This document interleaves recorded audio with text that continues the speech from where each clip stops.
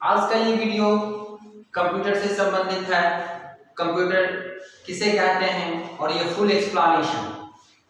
तो आप लोग इस वीडियो को लास्ट तक देखिएगा, स्किप नहीं कीजिएगा, तब जाके आपको ये सारी चीजें समझ में आएगी। और मैं आप लोगों के लिए लगातार नई नई चीजें वीडियो का आपको पार्ट वाइज पार्ट करके कंप्यूटर की फुल एक्सप्लेनेशन और जो कुछ भी आपको लगता है कि आप जानना चाहते हैं हमसे, तो आप हमें कमेंट्स कीजिए, हम उस पर बनाएंगे वीडियो और आप लोगों के लिए लाएंगे कि जो आप लोगों के लिए हेल्पफुल होगा।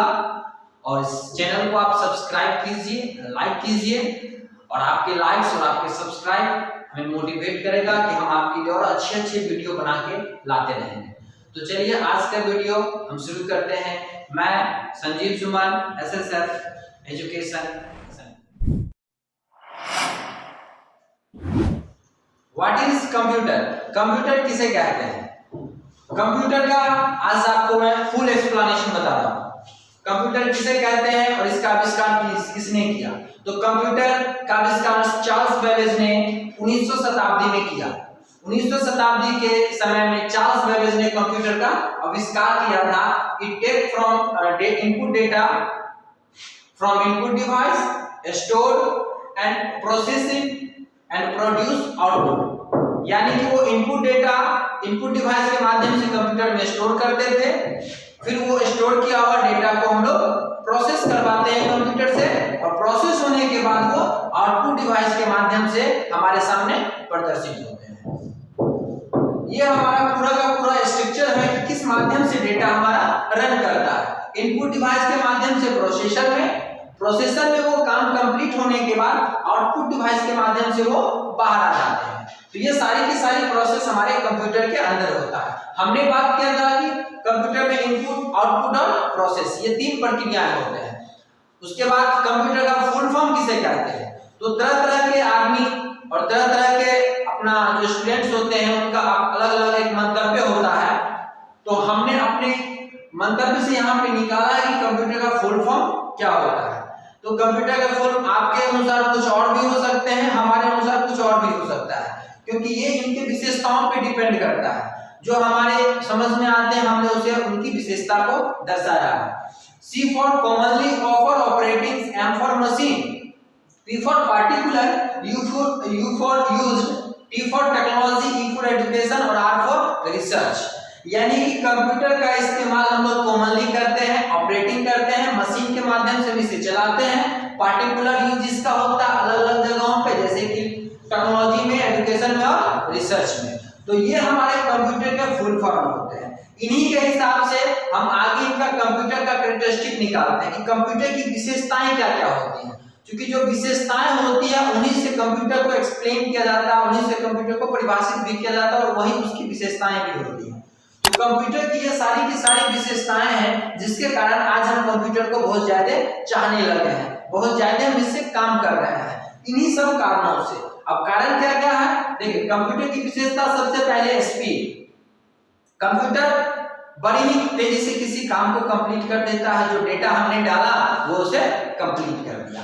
एक्यूरेसी, गलती हमसे हो सकती है, हो सकता है कि ह्यूमन नेचर है, काम करते करते आप थक जाएंगे तो कुछ थोड़ी बहुत आपसे गलतियां हो सकती हैं, लेकिन कंप्यूटर में आपने एक बार जो डेटा डाल दिया, जो आपने एक बार निर्देश उसे दे दिया है, उसे आप बहुत कितनों बार आप करवाइएगा वो गलती नहीं करेगा। इसीलिए हम लोग मान के चलते हैं कि कंप्यूटर का जो एक्यूरेसी होता है वो 99.9% सही होता है। नेक्स्ट आपका स्टोरेज, यानी कि जगह जहां पर डेटा स्टोर होता है। स्टोर होने की जगह को हम लोग स्टोरेज कहते हैं, जहां पर डेटा स्टोर होते हैं, जमा होता है। और कंप्यूटर में आप अपनी इच्छा अनुसार जितना बड़ा आप स्टोरेज डिवाइस यहाँ पे लगाइएगा उतनी बड़ी मात्रा में आप डेटा को स्टोर कर सकते हैं। क्विक डिसीजन, यानी कि जो डेटा आपने कंप्यूटर में डाला उसमें ऑलरेडी निर्देश आपने दे रखा है और वो तुरंत वो आपको काम करके दे देगा। रिपीटेड कैपेबिलिटी, यानी कि आप एक ही काम को अगर इससे 10 बार भी करवाएंगे तो ये 10 बार भी करेगा। अगर आप एक बार कमांड उसे दे देते हैं कि ये काम हमें 10 लाइन में चाहिए, 10 पेपर में चाहिए, तो हम लोग क्या कैसे प्रिंटर में दे देते हैं, 10 पेज, 20 पेज, 40 पेज और एक बार में कंप्यूटर करके आपको निकाल देता है। तो वो एक ही काम को आपको कर देगा, इसमें भी एक कैपेसिटी है। ऑटोमेशन यानी कि कोई भी काम को ऑटोमेटिक कर देगा। आप सिर्फ एक बार कमांड दे दीजिए और वो 0 से लेकर 100 तक का काम को कंप्लीट करके आपके सामने ला देगा।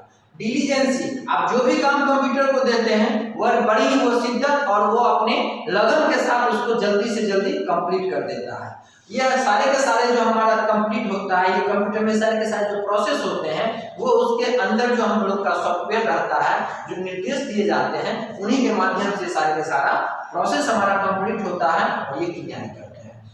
हमने आपसे भी जिक्र किया था कि इनपुट और आउटपुट, ये दो चीजें हम लोग डालते हैं और तीसरा कंप्यूटर के अंदर ऑलरेडी प्रोसेस करने के लिए हमने दे रखा रहता है, जिसे हम लोग निर्देश कहते हैं। तो इनपुट डिवाइस यानी कि वैसे डिवाइस जिसके माध्यम से हम कंप्यूटर में डेटा को डालते हैं। The device which are used to give input to the computer is called input device. यानी कि वो सारी डिवाइस हैं जिसके माध्यम से कंप्यूटर में डेटा को दिया जाता है, हम उसे इनपुट डिवाइस करते हैं। फॉर एग्जाम्पल के तौर पे देखिए कि हमारे सबसे इजी हमारा इनपुट डिवाइस तो हम लोग कहते हैं माउस, कीबोर्ड। ये दो चीजें अक्सर हम लोगों के जुबान पे आता है कि हमारा इनपुट डिवाइस है। तो इससे भी जानना बहुत जरूरी है कि हमारा माउस है। माउस में 3 बटन होते हैं, एक हमारा लेफ्ट बटन होता है, एक हमारा राइट बटन होते हैं और एक हमारा स्क्रॉलिंग बटन होता है। लेफ्ट बटन के माध्यम से हम किसी भी ऑब्जेक्ट को या किसी जो जहां भी हमें एक्शन करने होते हैं हम उस पर डबल क्लिक करते हैं तो हमारा वो कार्य कंप्लीट हो जाता है। अगर एक बार करेंगे तो वो चीजें हमें सिलेक्ट हो जाती है। राइट बटन से क्या करते हैं कि अगर उसके अंदर बहुत सारे काम करने होते हैं तो हम राइट बटन का यूज करते हैं सिलेक्ट करके, और तब हम जब राइट बटन करते हैं उससे संबंधित बहुत सारे ऑप्शन हमको ड्रॉप डाउन मेन्यू में खुल के सामने आ जाता है। और स्क्रॉल बटन से हम पेज को ऊपर नीचे या हम अपने पेज या हम विंडोज जो हमारा ऑपरेटिंग खुला हुआ रहता है हम उसे कमांड करते हैं अप एंड डाउन करने के लिए। माउस का जो आविष्कार हुआ था वो उस वक्त जब हमारा पहला कंप्यूटर बना था, उसी वक्त उन्होंने सबसे पहले माउस को आविष्कार करने वाले जो हमारे वैज्ञानिक हैं वो डगलस इंगेलहर्ट ने किया था। इन्होंने माउस का आविष्कार सबसे पहले किया था। उसके बाद आते हैं कीबोर्ड। ये जो देख रहे हैं ये कीबोर्ड के माध्यम से हम लोग एबीसीडी, नंबर, सिंबल, ये सारी की सारी चीजें टाइपिंग वाला ये सब का सब हम लोग कीबोर्ड के माध्यम से करते हैं। इस पे भी हमारा एक वीडियो होगा, फुल कंप्लीट वीडियो शॉर्टकट के साथ, वो आपको दे दिया जाएगा नेक्स्ट आगे चलकर। जो कीबोर्ड का आविष्कार किए थे सबसे पहले वो हमारे वैज्ञानिक थे क्रिस्टोफर एल सोले। क्रिस्टोफर एल सोले ने कीबोर्ड को सबसे पहले आविष्कार किया गया था। लेकिन ये दो चीजें ही नहीं है हमारा इनपुट डिवाइस। इनपुट डिवाइस हमारे सामने बहुत सारी चीजें हैं। हमने क्या आपको बताया कि वो सारी डिवाइस है जिसके माध्यम से कंप्यूटर में डेटा दिया जाता है। तो उन्हीं में से हमारा एक स्कैनर भी आता है। ये स्कैनर जो है ये भी हमारा एक इनपुट डिवाइस होता है। हम जब कभी भी क्यूआर कोड या बार कोड इस सारी चीजें देखते हैं, अक्सर जब हम जाते हैं मार्केट करने के लिए या कहीं पे परचेज करने के लिए, तो इसी तरह के पंचिंग मशीन से हम उसे क्यूआर कोड को स्कैन कर लेते हैं और डेटा हमारे कंप्यूटर में चला आता है। तो ये भी हमारा इनपुट डिवाइस होता है। बात करते हैं इनपुट डिवाइस में एक और सबसे जो बेस्ट होता है, जो अक्सर हम लोग यूज करते हैं डेली लाइफ में, वो हमारा माइक होता है। हम जो चीजें बोलते हैं वो कंप्यूटर में इनपुट के माध्यम से कंप्यूटर में चला जाता है। कैसे हम लोग गूगल में जाते हैं, टाइप करते हैं और वहां पे आता है कि माइक का ऑप्शन टच करके बोलते हैं और वो चीजें हमारे स्क्रीन पे आ जाता है। तो ये भी एक बहुत ही बेस्ट ऑप्शन है आपको इनपुट डिवाइस का, जो हम लोग डेली लाइफ में यूज भी करते हैं। हमने आउटपुट के बारे में भी आपको बताया था कि आउटपुट डिवाइस भी इसमें बहुत महत्वपूर्ण होते हैं। Output device, the device which are used to display the output is called output device. यानी कि वे डिवाइस जिसके माध्यम से प्रोसेस किया हुआ डेटा हमारे सामने प्रदर्शित होता है, हम उसे आउटपुट डिवाइस कहते हैं। नहीं तो चलिए आउटपुट डिवाइस का भी एग्जांपल हमारा सबसे जो आता है, सबसे इजी वे में हम लोग कहते हैं कि अगर कोई हमसे पूछता है कि आउटपुट डिवाइस किसे कहते हैं, तो सबसे पहले आता है हमारा प्रिंटर, मॉनिटर, ये सारी चीजें हमारे जुबान पे आते हैं। तो ये जो आप देख रहे हैं ये चीजें हमारा मॉनिटर है, ये हमारा आउटपुट डिवाइस है। देखते हैं कि आउटपुट डिवाइस इस पे जो भी काम होता है वो हमारे स्क्रीन पे आ जाता है और हम उसे इजी वे में सॉल्व कर लेते हैं। दूसरा हमारा ये हमारा प्रिंटर है, यानी कि जो डेटा हमारे कंप्यूटर में है सॉफ्ट कॉपी में, हम उसे हार्ड कॉपी में अगर निकालना चाहते हैं तो ये आउटपुट डिवाइस का इस्तेमाल करते हैं। इसी आउटपुट डिवाइस के माध्यम से वो हमारे हार्ड कॉपी के माध्यम से हमारे सामने आता है। बात करते हैं अब एक और आउटपुट डिवाइस का, कि मान के चलिए कि हमने तो बोल के डेटा कंप्यूटर में डाल दिया, अब उसी में से एक चीज ये भी होता है कि हम आउटपुट के माध्यम से भी एक बहुत ही इसका यूज करते हैं गाना सुनने के लिए, नहीं गाना सुनने के लिए या कोई भी चीजें सुनने के लिए हम लोग स्पीकर का यूज करते हैं। यही स्पीकर जो है हमारा ये आउटपुट डिवाइस है, हमने डेटा कंप्यूटर में लगाया और इस स्पीकर के माध्यम से वो चीजें हमारे सामने हमारे कानों में सुनाई देता और हम समझ पाते हैं कि ये चीजें हमें हमारा कंप्लीट हो गया है। तो ये भी है, ये तीन चीजें जो आपने देखा ये हमारा आउटपुट डिवाइस का पॉपुलर आउटपुट डिवाइस इसको कहते हैं, जो अक्सर हमें सुनने को मिलता है, डेली लाइफ में हम इस सब का यूज करते हैं। तो ये हमारा फुल कंप्यूटर का एक्सप्लेनेशन है।